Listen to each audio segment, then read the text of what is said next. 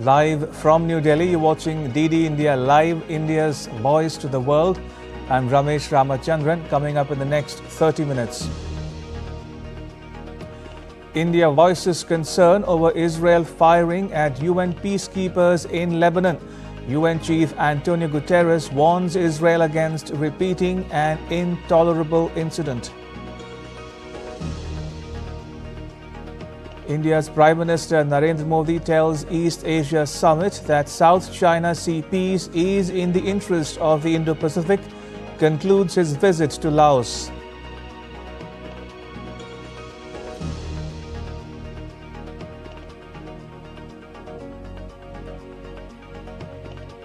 And the Nobel Peace Prize awarded to Nihon Hidankyo, a group of survivors from Hiroshima and Nagasaki, for its efforts to achieve a world free of nuclear weapons.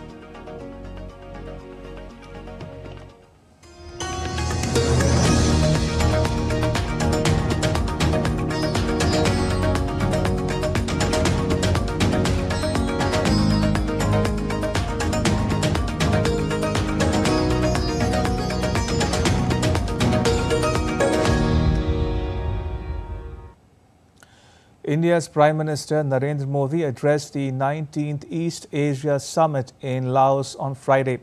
He reiterated India's interest in peace, security and stability in the South China Sea and called for a free, open, inclusive and prosperous Indo-Pacific.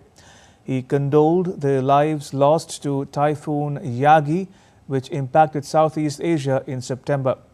Modi said that maritime activities should adhere to the United Nations Convention on the Law of the Sea.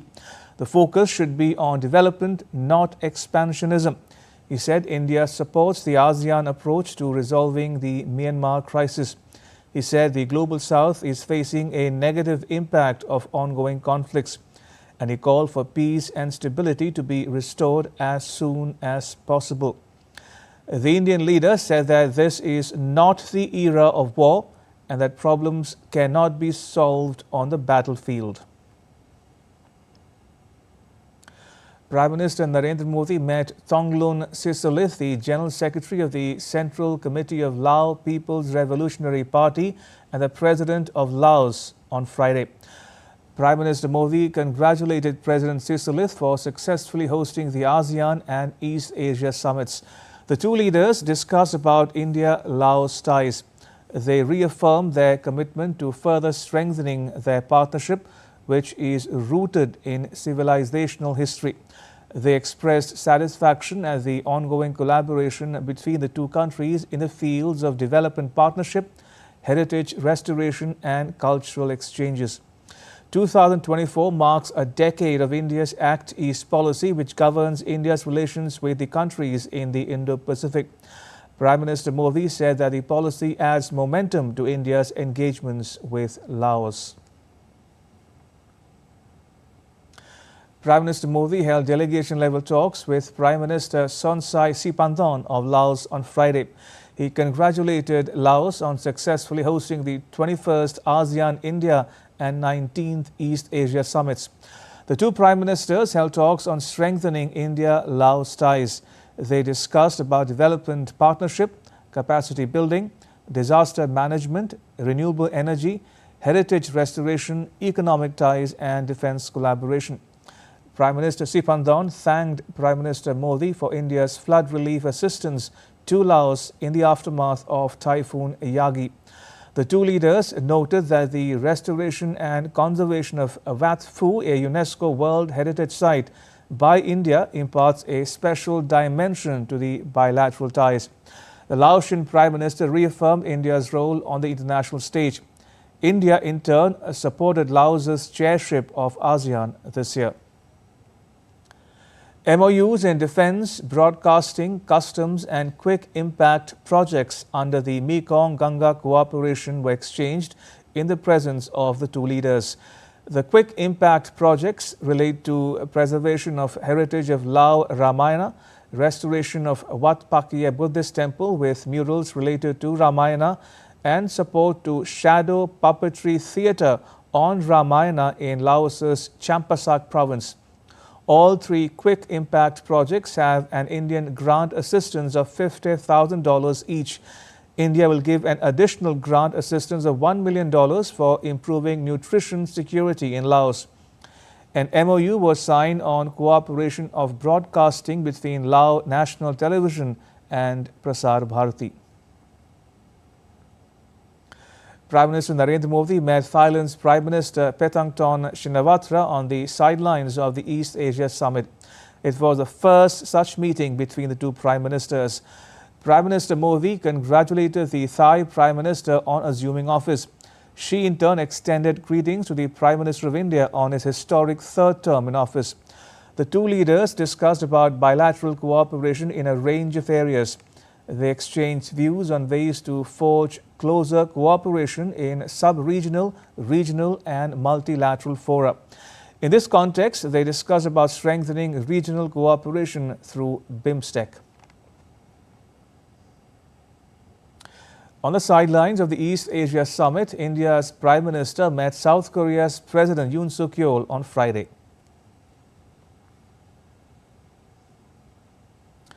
U.S. Secretary of State Antony Blinken reaffirmed Washington, D.C.'s commitment to supporting ASEAN centrality during the ASEAN-US Summit on Friday. Blinken reiterated the nation's stance on supporting freedom of navigation and overflight in the Indo-Pacific. He stressed the importance of maintaining stability in the Taiwan Strait.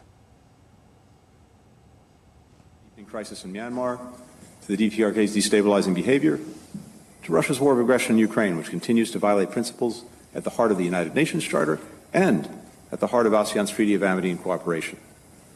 We remain concerned about China's increasingly dangerous and unlawful actions in the South and East China Seas, which have injured people and harmed vessels from ASEAN nations, and contradict commitments to peaceful resolution of disputes. The United States will continue to support freedom of navigation and freedom of overflight in the Indo-Pacific. We also believe it's important to maintain our shared commitment to protect stability across the Taiwan Strait. But whether it's responding to urgent global challenges or advancing the shared hopes of our people, the relationship between the United States and ASEAN will continue to be essential. Prime Minister Narendra Modi met U.S. Secretary of State Antony Blinken on the sidelines of the East Asia Summit on Friday. Modi condoled the lives lost to Hurricane Milton in the U.S. Prime Minister Modi was the first leader after the host and incoming chair to be invited to address the East Asia Summit. Prime Minister Modi was also recognized as the only leader in the room to have taken part in the most number of East Asia summits, 9. The East Asia Summit takes place annually. Malaysia hosted the first such summit in 2005. In his address, Prime Minister Modi said ASEAN is at the heart of India's Indo-Pacific vision and cooperation in the Quad. New Delhi says the ASEAN leaders appreciated India's leadership in digital public infrastructure, which can benefit the entire Indo-Pacific region. ASEAN leaders and the Prime Minister reviewed our relations, the comprehensive relations that we have with ASEAN. ASEAN leaders especially very positively appraised our cooperation as in many areas of diverse collaboration as a result of India's Act East policy, and also they appraised very positively India's leadership role in digital public infrastructure and the fact that ASEAN countries can benefit significantly from this. Prime Minister Modi gifted exquisite items to world leaders during his visit to Laos. The leaders of New Zealand, Japan, Laos and Thailand were presented with an artifact studded with precious stones, a silver-work peacock figurine, an intricate wooden box and table, a vintage brass Buddha statue and a scarf. The gifts, a symbol of Indian traditions, were crafted by skilled artisans.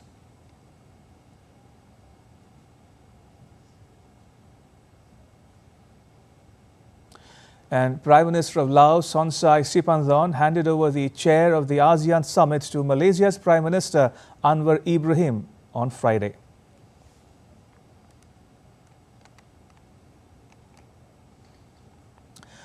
Right, moving on. In other news, the Nobel Peace Prize has been awarded to Japan's Nihon Hidankyo, a grassroots organization of atomic bomb survivors from Hiroshima and Nagasaki, also known as Hibakusha.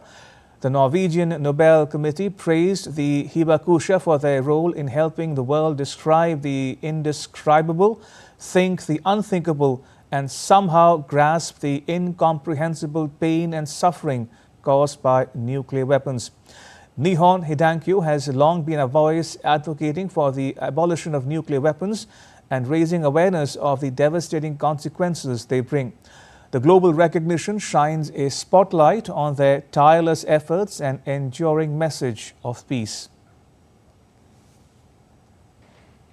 The Norwegian Nobel Committee has decided to award the Peace Prize for 2024 to the Japanese organization Nihon Hidankyo. This grassroots movement of atomic bomb survivors from Hiroshima and Nagasaki, also known as Hibakusha, is receiving the Peace Prize for its efforts to achieve a world free of nuclear weapons and for demonstrating through witness testimony that nuclear weapons must never be used again. And people in Japan's capital, Tokyo, expressed joy after Nihon Hidankyo won the Nobel Peace Prize. An extra edition of the Asahi Shimbun, one of the largest circulated newspapers in the country, was distributed at a train station in Tokyo to inform people about the win. And Japan's Prime Minister Ishiba Shigeru in turn said that it was extremely significant that the Nihon Hidankyo has won the Nobel Peace Prize. It has been decided that the Nobel Peace Prize will be awarded to Nihon Hidankyo. It is extremely significant that the Nobel Peace Prize be awarded to an organization that has worked for many years to abolish nuclear weapons. And UN Human Rights Office's spokesperson Ravina Shamdasani said the Nobel Peace Prize awarded to the Japanese anti-nuclear group recognizes the survivors for their tireless and persistent work. It's a recognition of the importance of grassroots organizations and in survivors of horrific violations for their tireless and persistent work, often away from the spotlight, without much recognition, with a lot of obstacles, with not always the tremendous amount of resources at their disposal. But for them to keep going in spite of the horrors they themselves experienced to try to make the world a better place for all of us. All right, now take a look at what else is making news around the world. Malaysia's aviation ground services provider Ground Team Red rolled out 20 electric baggage tractors at Kuala Lumpur Airport on Friday. It's expected to fulfill Malaysia's goal of net zero carbon emissions by 2050. Thailand on Friday successfully concluded an operation that was launched to put an end to call center fraud. The operation resulted in confiscation of SIM cards, mobile phones and computers.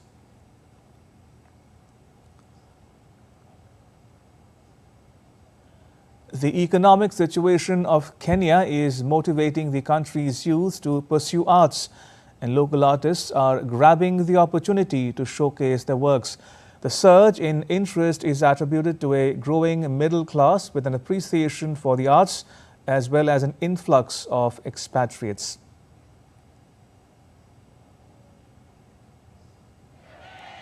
In Mexico, people took to the streets for demanding justice after a mayor was murdered.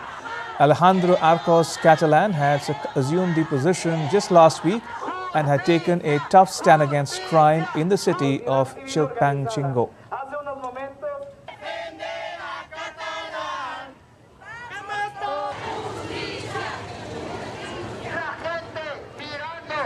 And still to come on DD India Live. Russia's President Vladimir Putin meets his Iranian counterpart Masoud Pezeshkian in Turkmenistan.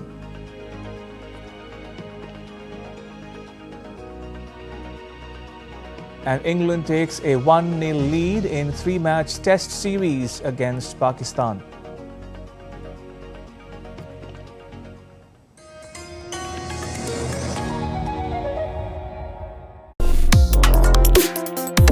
Complex issues, hidden agendas, twists and turns, strategic games.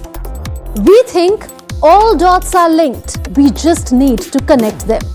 Join me every week as I connect the dots to unravel hidden designs in statecraft, mysteries, and decode issues that matter to you. Watch Connecting the Dots with me at these times on DD India. You're watching DD India Live. I'm Ramesh Ramachandran. UN Secretary General Antonio Guterres condemned Israel for firing at a UN peacekeeper base in Lebanon, describing it as a violation of international humanitarian law. Israel allegedly fired at a watchtower of the UNIFIL headquarters in southern Lebanon, which left 2 Indonesian peacekeepers injured. UNIFIL was set up by the UN Security Council in March 1978 following an Israel-Lebanon conflict. The UN chief said such incidents are intolerable and must not happen again. I condemn the fact that there was shooting against the UN premise, wounding 2 peacekeepers, which is a violation of international humanitarian law. Peacekeepers must be protected by all parties of the conflict. And what has happened is obviously condemnable. India's Ministry of External Affairs has expressed concern over the incident involving UN peacekeepers in Lebanon. The ministry is monitoring the situation along the Blue Line. It's called for respecting the inviolability of the UN premises and hope that appropriate action will be taken to ensure the safety of UN peacekeepers.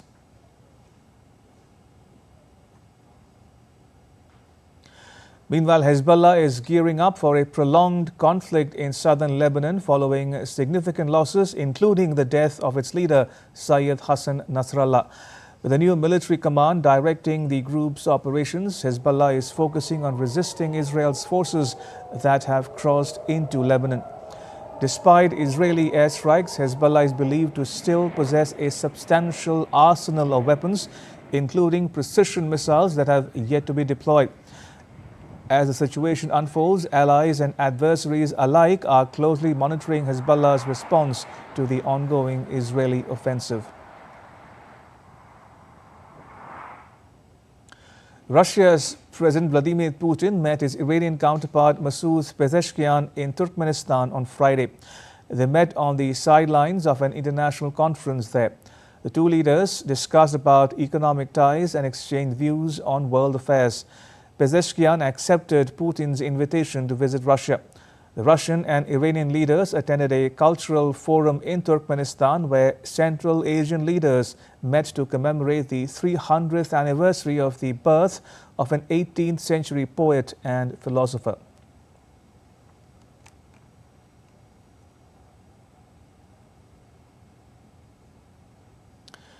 In other news, protesters clashed with police on the French island of Martinique's main airport on Thursday amid ongoing protests over cost of living.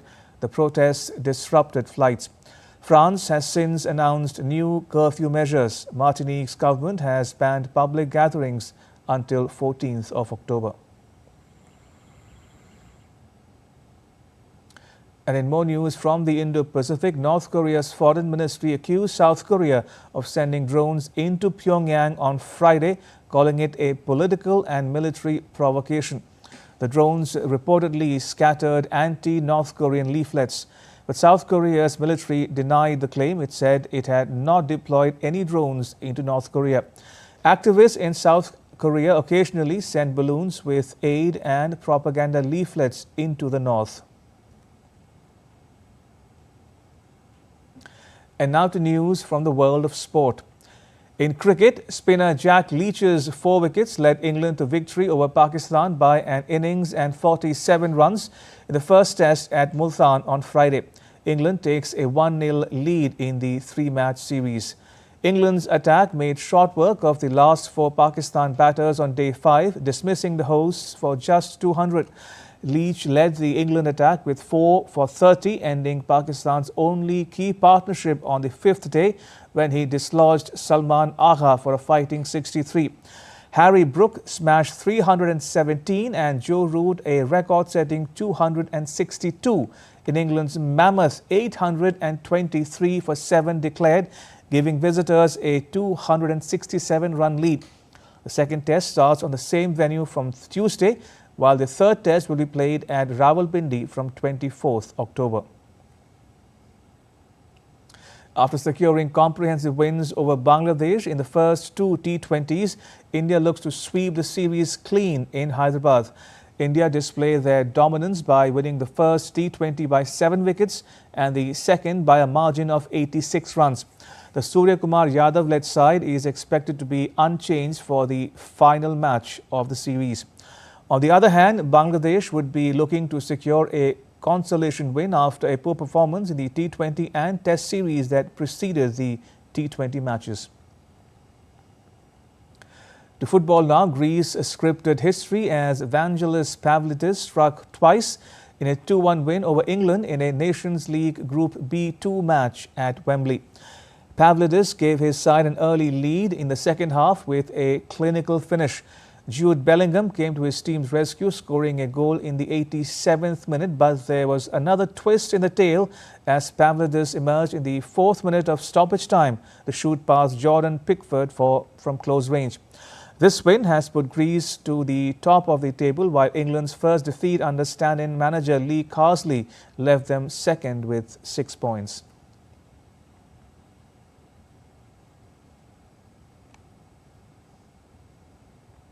And with that, it's a wrap on this edition of DD India Live. You can get all the latest news and updates on the DD India mobile app. It's available on Android and iOS platforms. You can scan the QR code on the screen now to download it. Let us know your thoughts on the news of the day. You can connect with us on Facebook, X and Instagram. You can also check out our website ddindia.co.in. We'll be back with more news as it breaks here on DD India. I'm Ramesh Ramachandran. From all of us here in New Delhi, thanks for watching DD India Live.